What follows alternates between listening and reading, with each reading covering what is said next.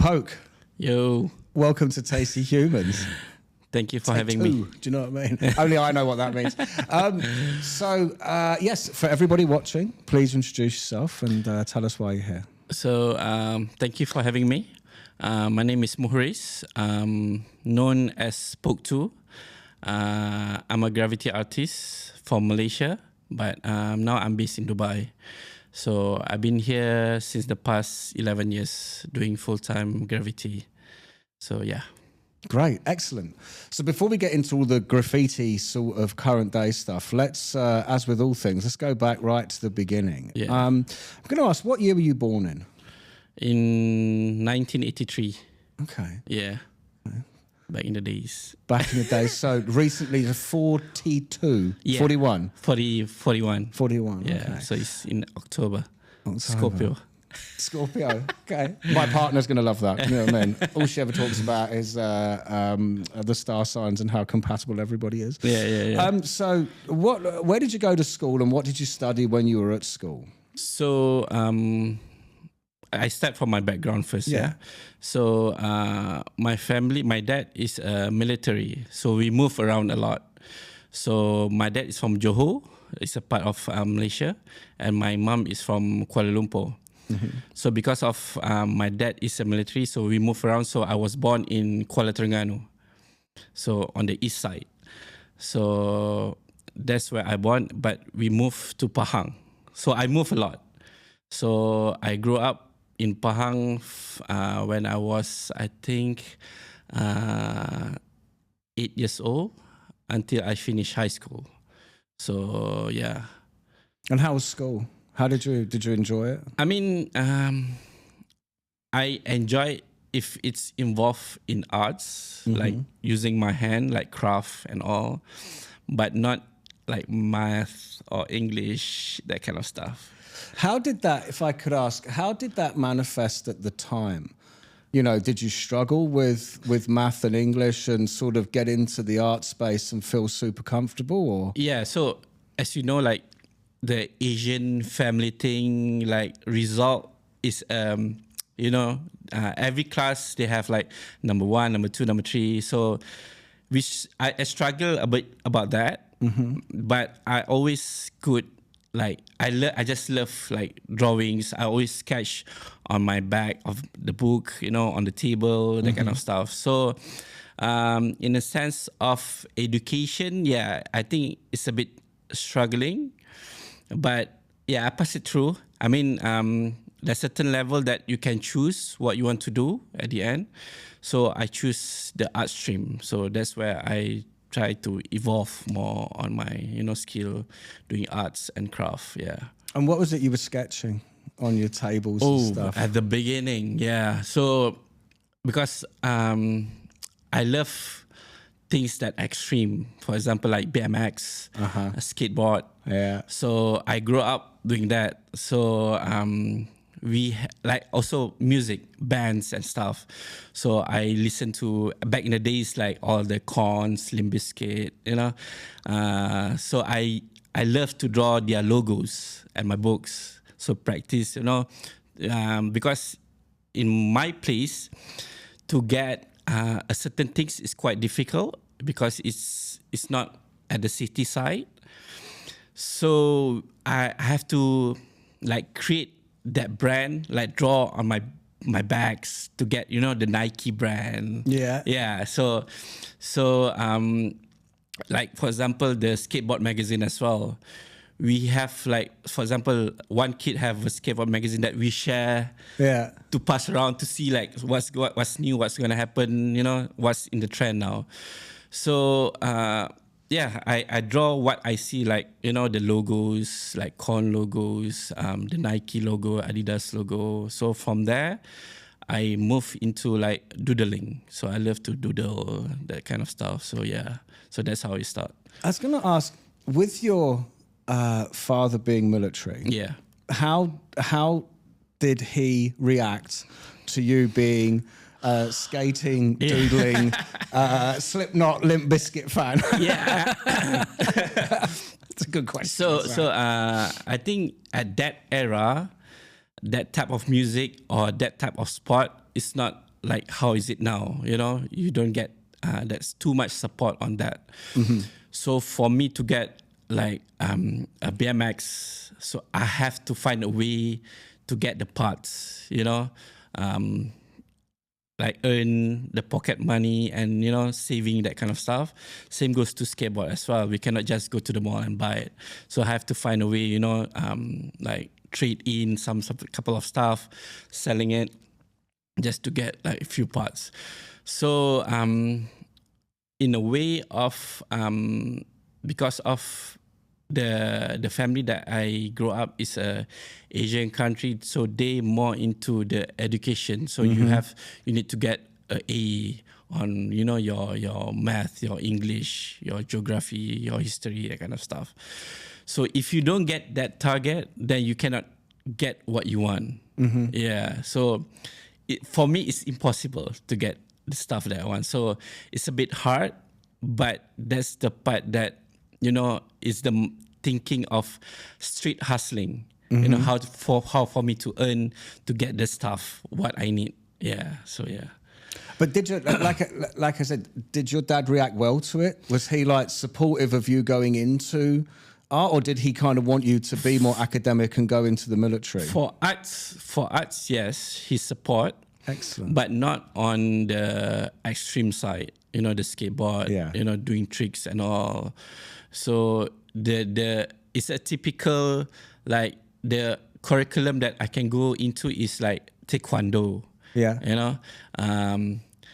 Football, that kind of stuff. But I was more into the extreme, something new, something different. So that's what intrigued me. Like, okay, I need to learn how is it, because of there's not many people is doing it, especially at my hometown. So to be the 1% to do that kind of stuff, it's like put a spotlight on you. Yeah, you get what I mean? So skateboard and BMX is my background, but at the same time, it's introducing me to the music life. So going to gigs, underground gigs. So what sort of underground gig? Because being born in 1983, that makes you that would make you 15 years old in 1998. Yeah. And the reason I say this is that I am 7 years older than you. Okay. So in 1998, I'm 22, right? But this is when the X Games pretty much, I would say, caught fire. Yeah. Where I remember I was very into BMXing. I could never skateboard. Can I be honest? I'm going to be honest. I didn't have the balls.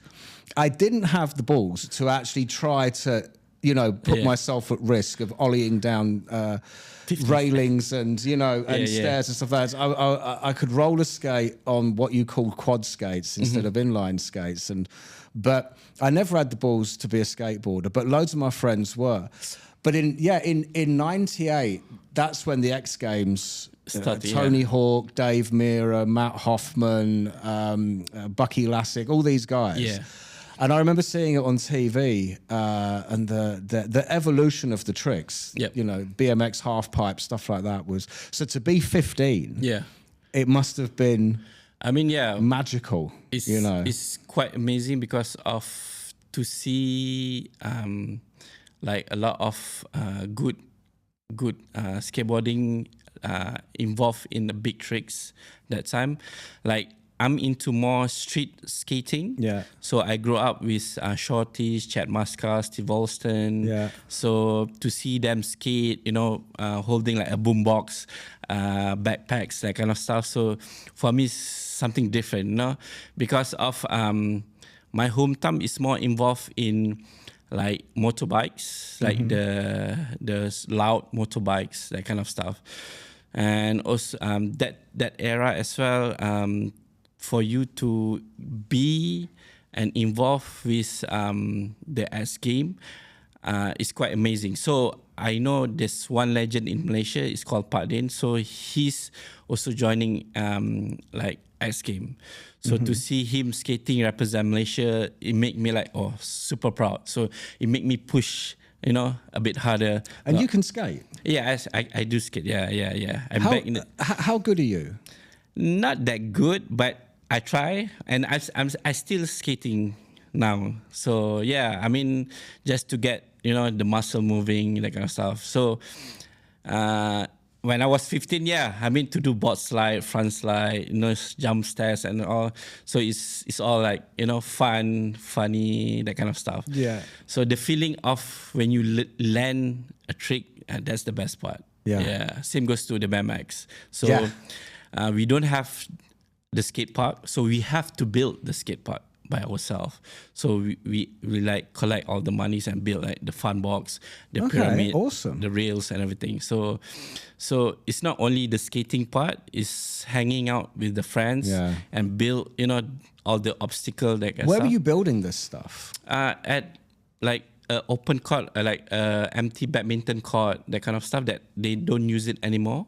So we just take over the space and And were you allowed to do it, or were you being sort of shut down by certain authorities along the way? Because of the obstacle, it can move around. So after we finish skating, we just put on the side. So if they want to use the court to play badminton, they still can. Yeah, but the only thing is the handrails. Because of the handrail is made from the metal, it's always get stolen. So because of people take it and selling it. So it's a bit struggle on the handrail, but the rest is all good. Yeah. Were you ever going on any like rebellious missions through shopping centres or very, very public areas being super disruptive and noisy? Yeah. I mean, hope so. we have we have a couple of spots that when we go around, like, okay, we want to do some tricks on it. So yeah, there's a place near shopping malls, and the security guard don't allow us. They chasing us away. Yeah. So but that's the best part of it. You come, you do a few tricks. And then you get out. You get out. But to see nowadays, the spot that I used to skate, they allowed it nowadays. So they had an event, so to see how it's evolved from you're not allowed to skate and now, okay, you can do whatever you want. So it's good to see. Yeah, it's like opening the door for the youngsters, to do what we cannot do in back days. Yeah. Have you ever had any like serious injuries through skateboarding? Not. I'm only asking because this was the thing I was always most afraid of. Okay, so for skateboarding, I did hit my head twice.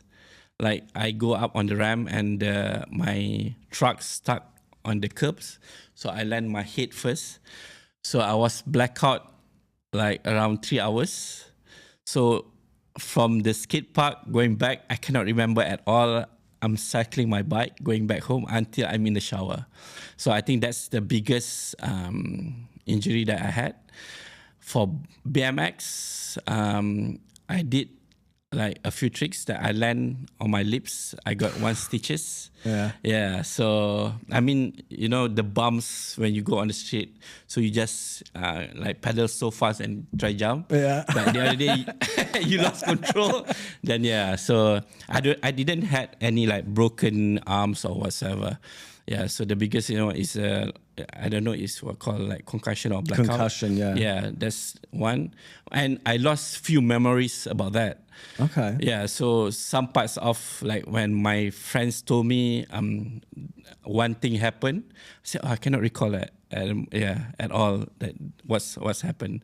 So some memory I lost. Yeah, same goes to this the lip stitching thingy. Yeah. You must have been attempting some big ass tricks. The thing is, when my lips was cut, I went back to my house.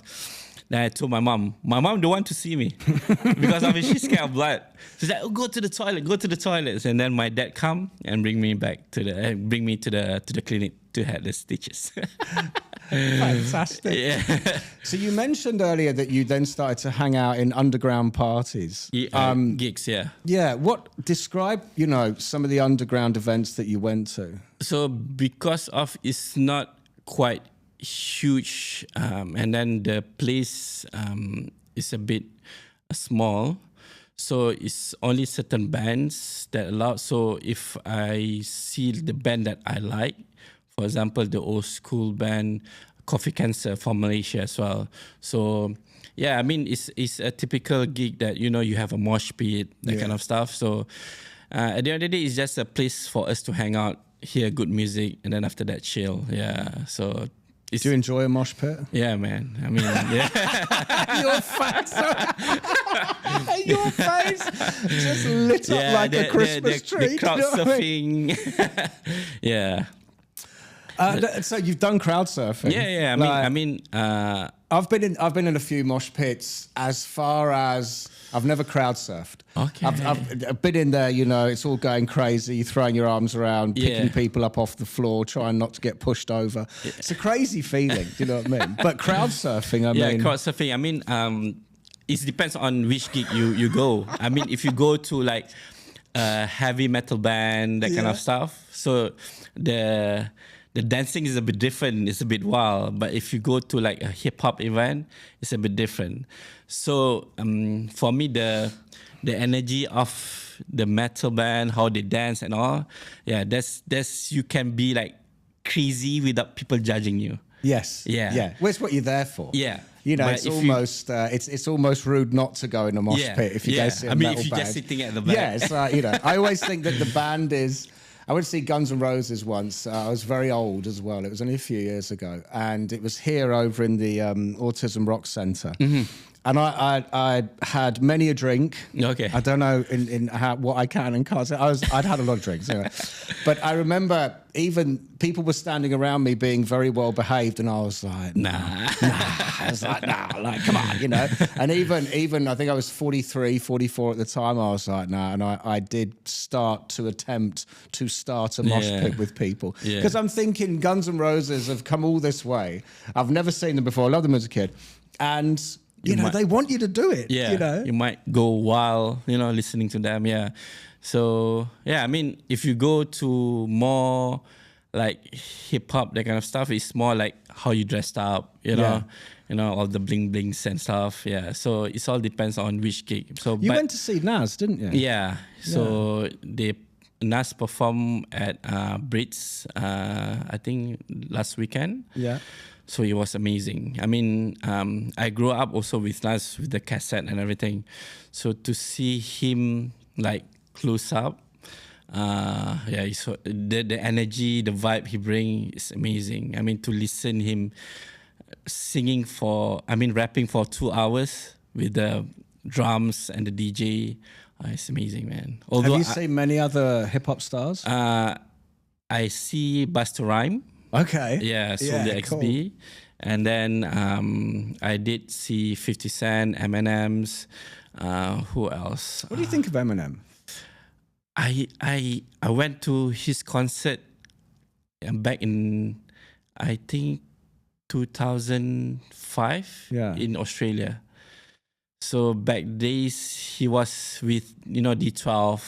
So when he was good. Yeah. We can say it. You know what I mean? I don't think Eminem watches Tasty Humans. You know what I mean? He was good. That's when he was. amazing, That's when he was good. I think he's dropped off. He dropped a bit, but then now he still. I don't know. Yeah, I have big opinions on what Eminem has and hasn't contributed to the rap game in a good and bad way, which we won't get into because this is about you. You know what I mean? So, you then must have. So you went to university. Yeah. Correct. Yeah. And what did you study there? So I went to Melbourne, Australia. Okay. Yeah. So at the beginning of the plan that I don't want to go to Australia. I mean, I don't want to go to university. But because of my brother and my sister went to university, so I have to go as well. So was it like a parental pressure thing, or was that pressure from them or yourself, or? I think because of they see my brother and sister like doing well in university, so they want me going to the same path. Sorry if you don't mind jumping. Yeah. What did they study? My brother did engineering, and my sister did IT. Okay, yeah. Cool. So the only thing that they can say is, okay, you can choose what subject I want to, to do. So I did graphic design. So that's related to art. So I did study in Melbourne, Australia, in Swinburne University. I did my degree there. So at the beginning, I did 1 year foundation because we have to build our portfolio and all before we jump into the university. So I did that, my foundation. Then after that, straight away, doing my degree. Yeah. So. And how did you take to graphic design? I mean, it was fun because of when I did my foundation, I learned a lot of different techniques of I didn't learn from high school. So like the live drawing, using the computers and all, the history of arts itself. So because of in Malaysia, it's more like you only learn history about Malaysia, But when I go to Australia, it's open a different door that you can choose what you want to do, what you want to learn, especially when you go to university. Like you don't have to follow like the books, the book text, So it's up to you which topic you want to learn, what's your interest. So I did couple of, CD covers using Graffiti as, the design itself. And the graphic mainly like we are learning using typography as well. So that's what involved me into Graffiti. So from all the typos, how you rearrange the space and all. So I learned on when I did the university. Same goes to the history as well. To do research for Basquiat, Nat Kelly. Yeah. So I mean, it's really opened my mind on a different journey of what I can do, to pursue this career. Yeah. And is there any correlation between someone like Basquiat and Graffiti? Yeah. So I think Basquiat start on doing Graffiti itself. Okay. Yeah. Before he go into galleries, but his style is more into like a fine art Graffiti. So he take like a poetry, that kind of stuff. It's French, isn't it? It's US. Was he? Yeah. Okay. Yeah. So, and then he's involved into his culture as well, drawing his face, but in an abstract way. So yeah, I mean, I did also a tribute for Basquiat in Abu Dhabi. So they did a tribute for, and then they call Futura to give a talk, as Futura and Basquiat, they are friends as well. So it's good to see, how I learn and I contribute something for that event. And at the same time, I can like talk to Futura, one of my, inspire how involved in Graffiti. Yeah. Yeah. When was the first time you picked up a spray can then? Okay. So, the story is when I start studying in Australia, I always travel by train. Okay. So from my place to the university, I have to travel within like 1 hour just by train. So I always see all the Graffiti on the track side. So I was curious, like when they did it, how they did it, do they get permission, that kind of stuff. Because of I always do on the basics, on the paper, on canvas. That's it. So it's intrigued me. Like, okay, so I start doing a research because of back then.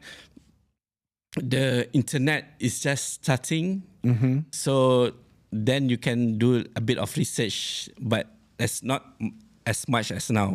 So that would have been when 05, 06? I went to Malaysia, to Australia.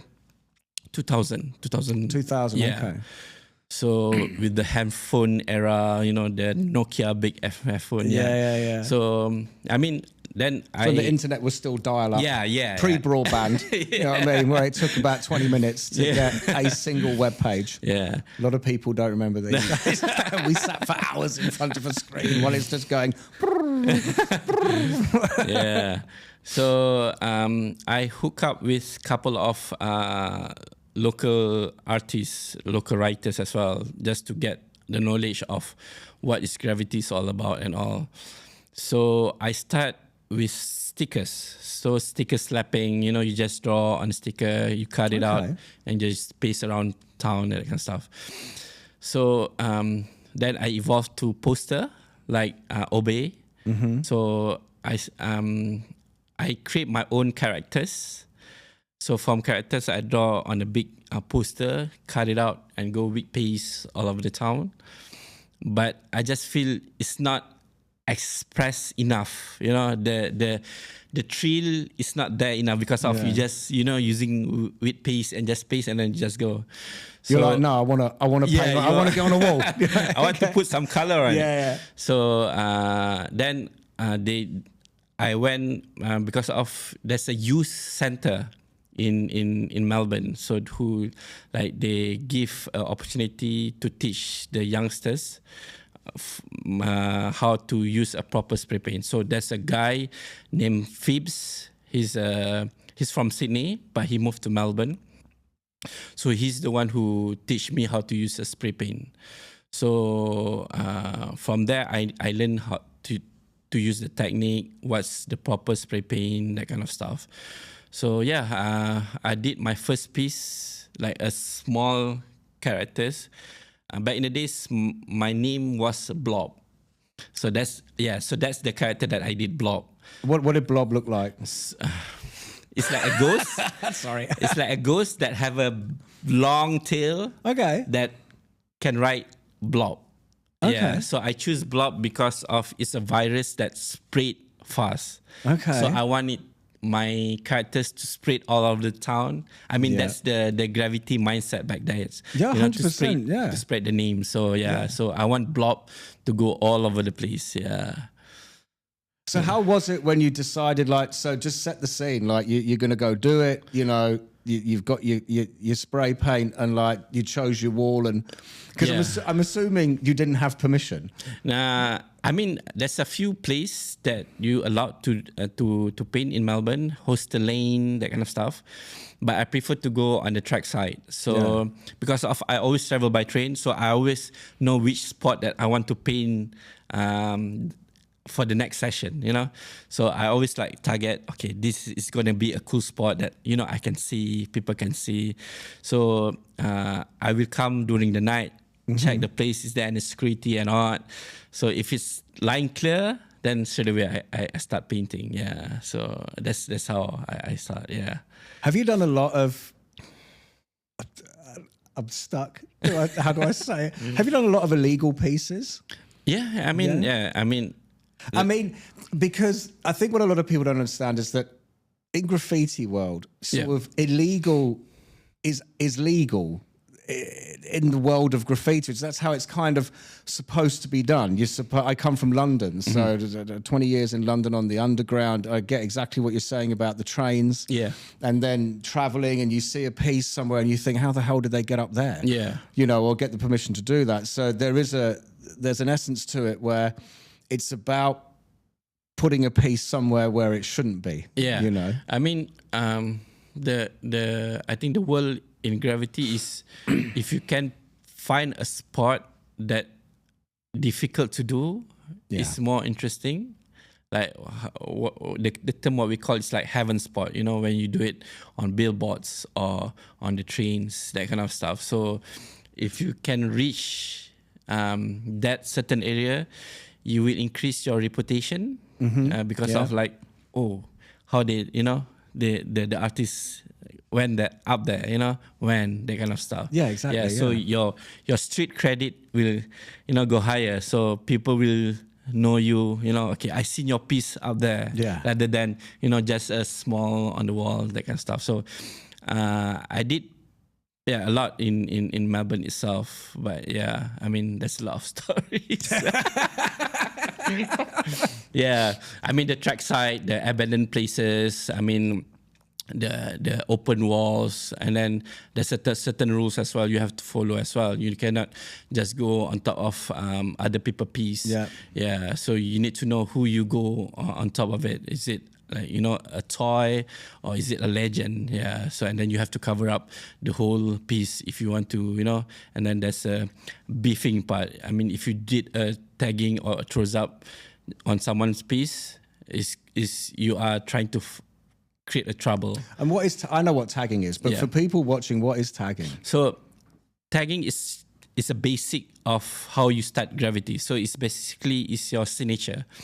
So showcase your hand styling of how you combine your letterings, your each letter. Like my name is Poke, so how I start with Poke.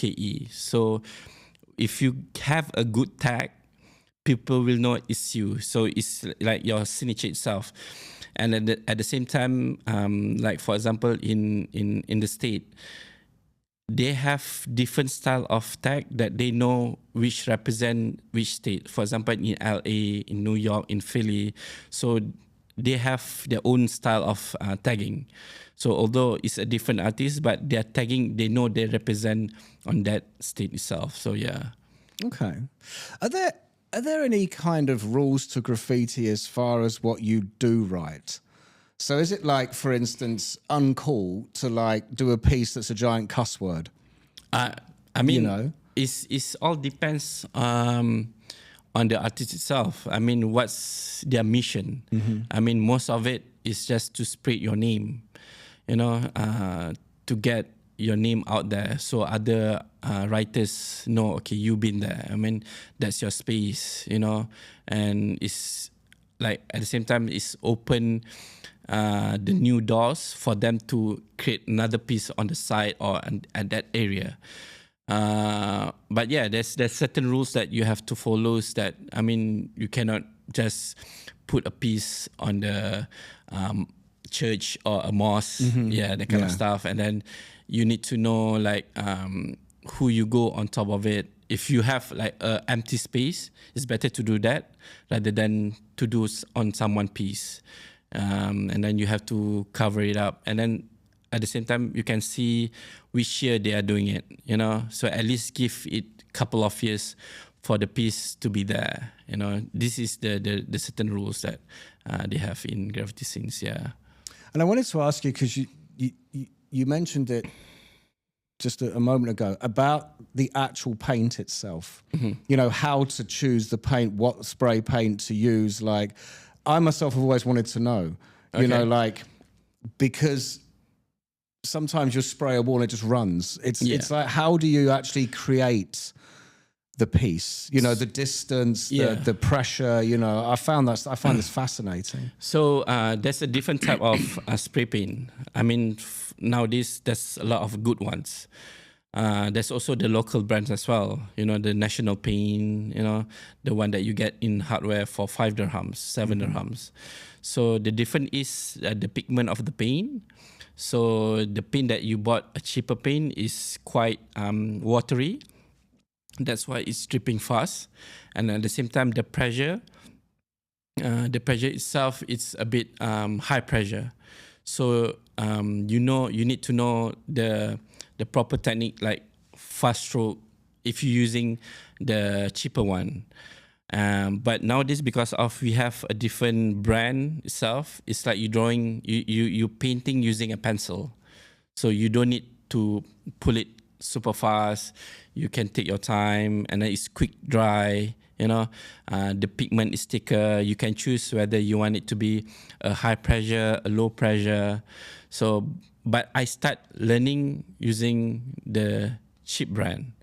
So because of, you know, back in the university, you don't have enough pocket money to buy, you know, 30 dirham spray paint.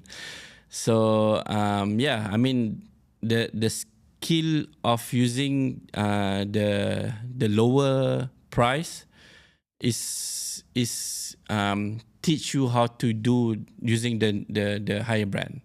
So from that skill, that's where it's easy for me to learn using the expensive one. Fantastic. Yeah. So you finish up in Australia. Did you come straight to Dubai? I know. So I did my degree for 5 years. Yes. So 1 year I did my foundation, and then 4 years I did my degree. That's a bit hookup. Yeah. I mean a hiccup because of I did broke my legs playing basketball. Okay. So Legs? Yeah, or my knees. Both your knees? One of my One knees. knee. Okay, yeah, so yeah. you said legs. I was like, wow, how do you break your legs up? Yeah, so I mean, yeah, so back then is you know N1 street balling. So my knees, my ligament was torn, so I couldn't travel to university. So I skipped half a year. Yeah. So then once I finished my degree, I did some work in Melbourne as well. I work as delivering pizza, Domino's. Yeah. So that's It's the best one. You know what I mean? So I mean, it's a win-win for me because of your delivery. At the same time, you can do like slapping stickers. You can find. Okay, so you're using brilliant, using Domino's as your vehicle around town. Yeah. And then I think that's awesome. God. at the same time, you get a free pizza. And you get free pizza. Yeah. So I did that. I've got this vision in my head of like this graffiti underground artist razzing around on a Domino's moped. Beautiful. God. Yeah. So I did that for 2 years. Then I went back to Malaysia. So I did work for a event company.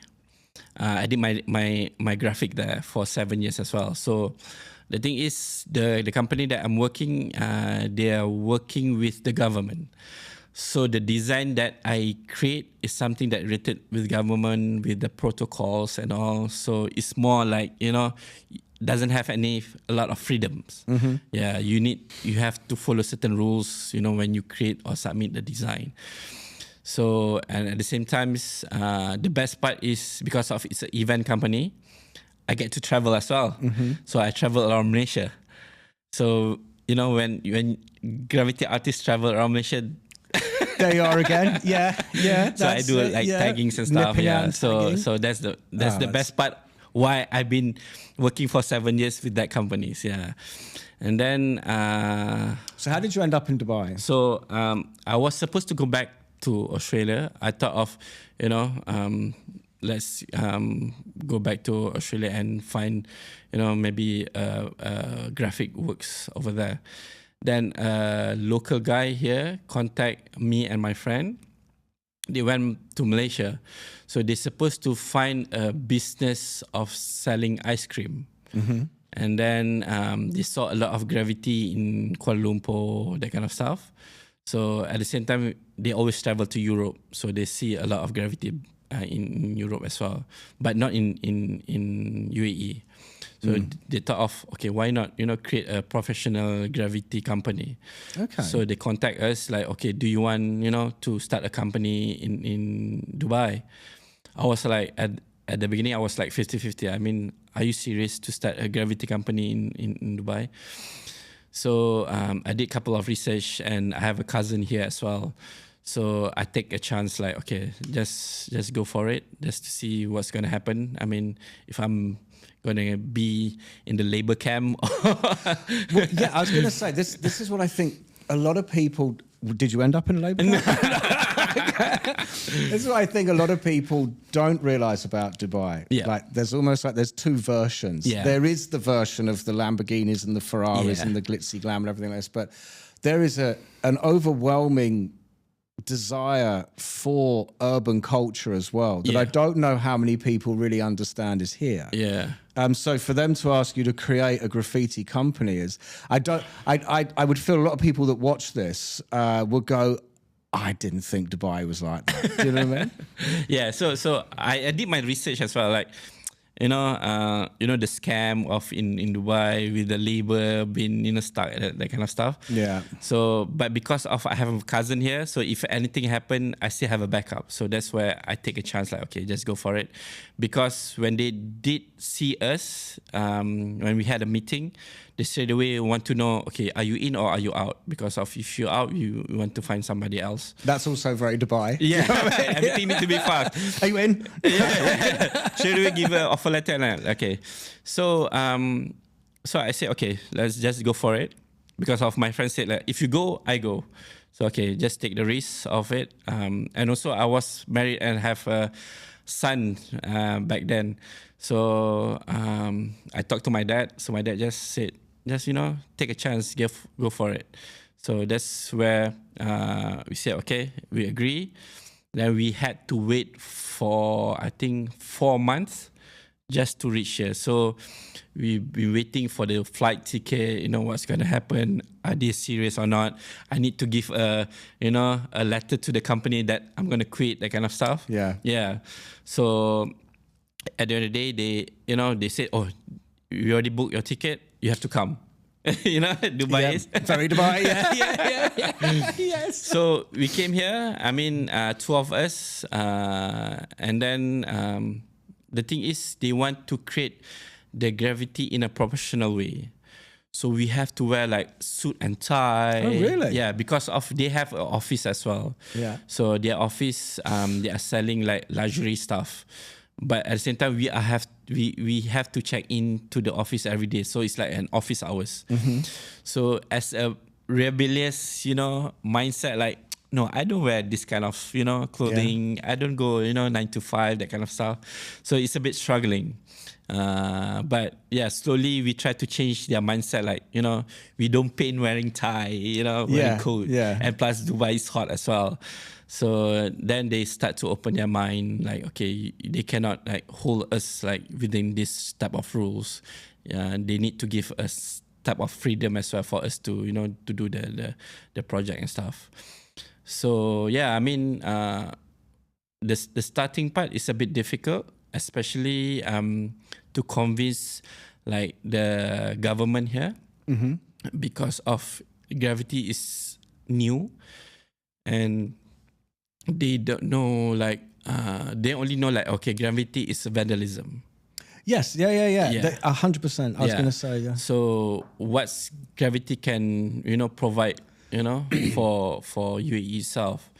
So we have to educate them, like, if you give proper walls, proper permission, we can create something beautiful, that kind of stuff. And also we can put a bit of color in UAE because of, back in the days, you only can see like brownish, all the sand, that kind of stuff. But in a way as well, they have like certain rules that we cannot draw, like, faces. Yeah. Not like now. Before it's really difficult. Like, oh, you cannot do that. You cannot draw this.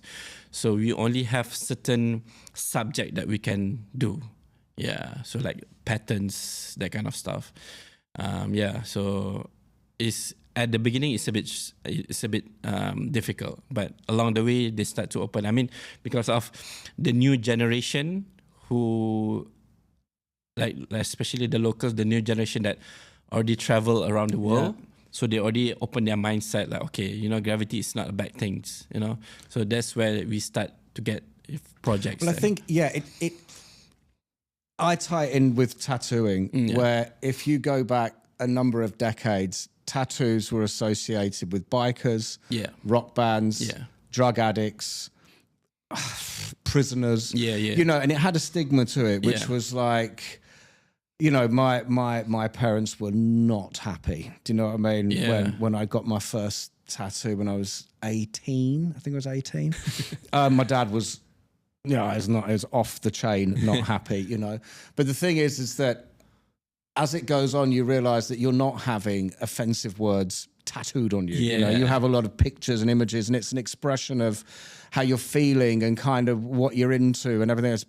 And I think graffiti is the same, where I said about, like, is there a code about, if you just did a big offensive word, is that not cool? Because, yes, vandalism 100% is when you take spray can and you go and write F this, or which is everywhere in the UK as well. But graffiti done properly is like tattoos. It's an art form. You can create something amazing. Yeah, and to see, so I saw you at Offset. Yeah, like 1 month ago. Was it a month ago? 3 weeks ago? 3 weeks ago. Yeah, 3 weeks ago. And I saw the piece you did at Offset. It's unbelievable. Thank you. And the thing that's really cool about it is it's not like a curated art exhibition where it's been done in a studio. No one knows how many times. I said this to you before we started recording. You don't know how many times some of the most famous art was tried before they got to the final version. But graffiti, you're standing there in front of an audience. Just great.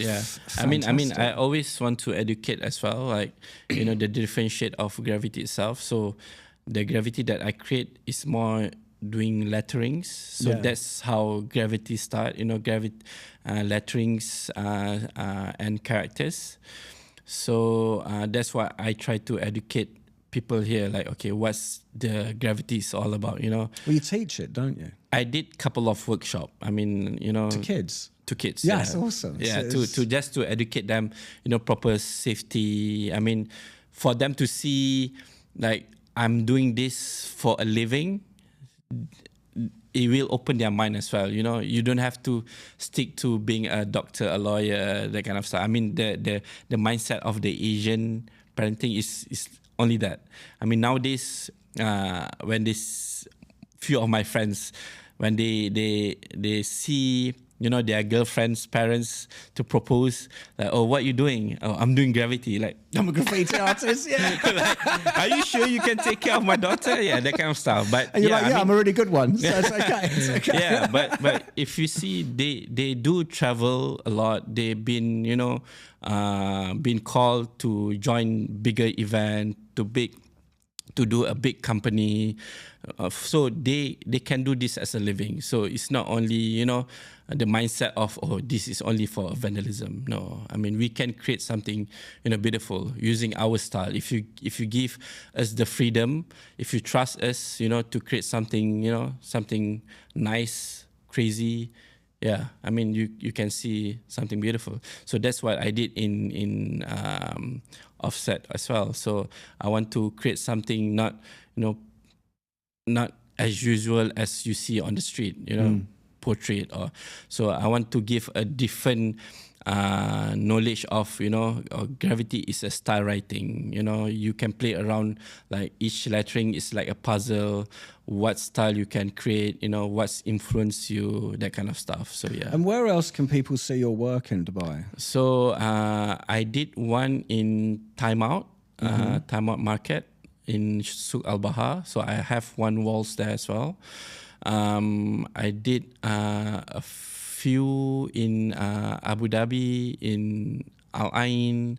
So there's a few location. Yeah, I did one in Karama as well. That one is cool. under Awasel Properties. So I think that one is back in 2016, if I'm not mistaken. So we call like around 6 artists from Malaysia to execute that project. So each of us will get 3 walls. So we have, I mean, they give a bit of freedom for us to create our own artwork, but based on what concept that they want. So yeah. And who's your favourite graffiti artist? Oh man, Like, is there a piece you look at and you go, oh, I wish I'd done that? I mean, not exactly like, okay, I want to be like that, because of they already have their own style. I mean, for us, if you want to copy it straight away, it's called biting. So you it's not a lot, but you can influence on how they do it, but you can put it in your piece. So you just take like, okay, the extension, that kind of stuff. So I mean, there's a lot. I mean, yeah, I mean, I look up like Futura, Softless, Askew, Revoke, I mean, from Malaysia, my teammate as well, Mozak, Asmo, Siak, yeah, Cartoon. It's too many too. Yeah. Yeah, I mean, they always, because of when you see each artist came out with a new piece, it burns you, It's like, oh man, they dropped something hit. So we want to drop something hit as well. You know, it's like a language that, okay, we always producing something fresh, not only on the canvas, but on the street itself. So it's something fresh, and where the location is all about as well. So, I mean, where they did it. So it doesn't mean that, you have a big name and you only draw on canvas. If you're still hitting the street, means you still have a big, it's still there. Yeah. I get you. Same goes to like if you skate. Once you skate, it's really hard for you to stop. Yeah. Like I'm 41, I'm still have the the burning in myself, like, okay, I want to skate, you know. Although if it fall, it's gonna be like super 100% more. because you get a lot more brittle as you get older. But still, who cares? That's what it's about. So isn't it's all about having fun as well, you know, to create something new, to learn something new. I mean, each piece that I create, I always find something new that I can. Especially when you draw on the paper, the stroke from your hand, and when you do it on the wall, the stroke is bigger. So the movement of your body, you will get a different stroke. So is it? I wanted to ask, do you ever go to a wall with no plan? Yeah. So this is what we call a freestyle. So when we freestyle means what we have in our mind, we just go for it. So rather you want it to be, because we always sketch, like we non-stop sketching on our black books or on an iPad. So it's already burned in our mind, like, okay, this is our style, this is our how we're gonna arrange it.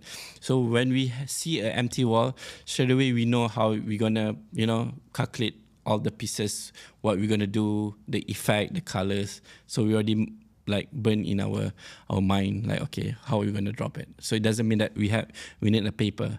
So sometimes freestyle is good as well, to get a new, you know, flow for our piece. Yeah. Well, look, I don't know if you can believe this, but 50 minutes has gone past. That's crazy, isn't it? That has flown. So we have to start to wrap up now. I have two options in my next question. Yeah. It's either going to be your incredibly unhealthy relationship with sneakers, do you know what I mean? Or the one I'm actually going to go for, which is actually your wife. Okay. And I wanted to just sort of raise this because we never met until a moment ago. Yeah. My partner is aware of you, knows you, and she sent me your Instagram, and there's a video on there. I think it's make the noise for the motion. Is that it? Something like, your wife is hilarious, like absolutely. But I'm not going to get too deeply into it. You'd have to go to tell everyone what your Instagram handle is. So my Graffiti Instagram is it's poke2 and my personal one is Mohres Murad. Yeah. And you should go and check it out because so just tell a little bit about your wife and her incredible personality. Okay. Because I'm not thinking of the video. I mean, she's amazing, basically. Yeah. I mean, we have 2 sons together. Mm-hmm. So her background, she's a nurse. So, but nowadays she's working with a community center. That's where our son goes. So we, both of us, homeschooling our kids. Mm-hmm. So, you know, because of the free time for us, for her to release, you know, the stress rather than going to the gym. So she always, you know, create this funniest video and stuff. Funny. I mean, I always been dragged, you know, to do this type of video. So funny. I mean, it's a bit hard because I have the street credit that, you know, to show the toughness, you know, the mindset of the street. But she always asks me to do silly things. But yeah, I mean, that's it's so funny. It just looks like an incredibly funny household. And I wanted to say that in the recording because I think it means it's who you're with and what you're doing. It's always part of who you are and everything like that. And she always support me what I'm doing. I mean, to do Graffiti as full time, to push me like, you know, create your own business doing this. Yeah, she always support me. Yeah. So my last question is, they say in urban culture, graffiti, tattooing, etc., that you're always rebelling against something. Yeah. And what are you rebelling against? Because you're still rebelling against it. Yeah. From 95, whenever it is, to right now. So the reason of why I'm doing this Graffiti thing is because of the two personality of I'm doing graphic and I'm doing Graffiti. So graphic is more like advertising, you know, you create something nice and you force people to see it. I mean, they have a space, but Graffiti, you don't have a space of it.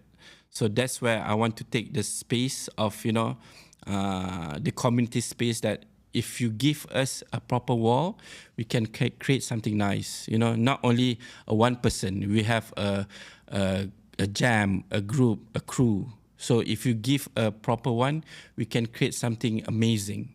So rather than you force us to see, you know, the branding, that kind of stuff, why not you give us something that we can create for the community as well?